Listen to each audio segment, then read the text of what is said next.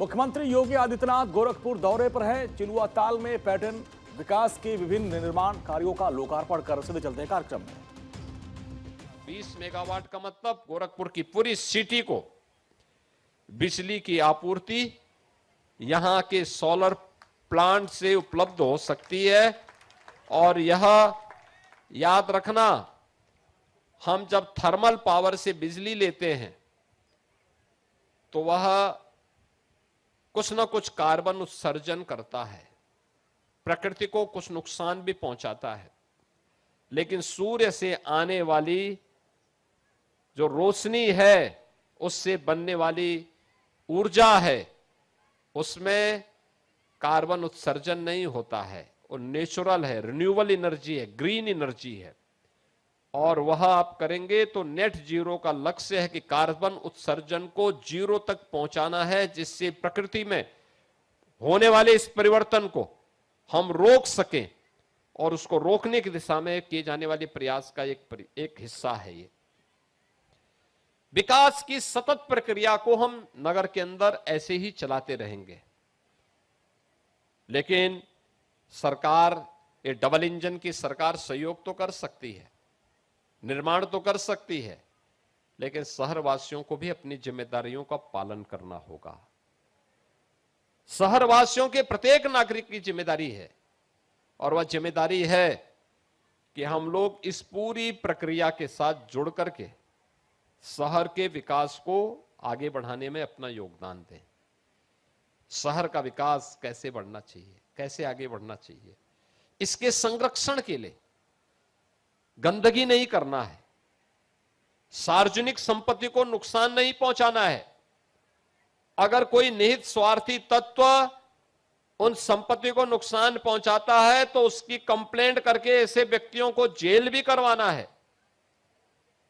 हम अपने स्तर पर भी इस कार्य को करें।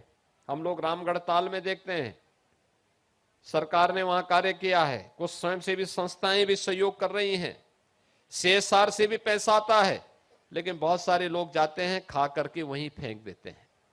अभी एक बैंक ने वहां स्वच्छता का कार्यक्रम चलाया था, 56 बैग यानी 56 बोरा प्लास्टिक बरामद हुआ था वहां पे।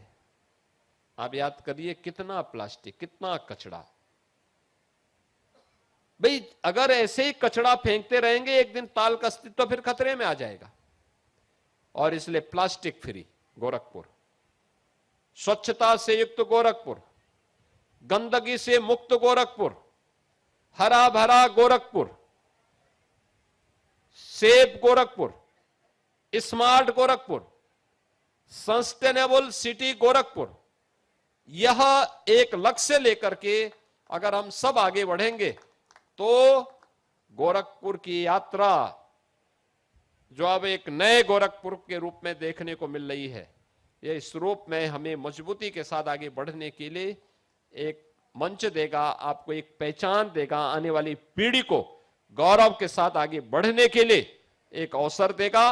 और इसके लिए गोरखपुर वासियों को मैं हृदय से बधाई देता हूं। 5 जून से 21 जून के बीच में प्रधानमंत्री मोदी जी के प्रधानमंत्री के रूप में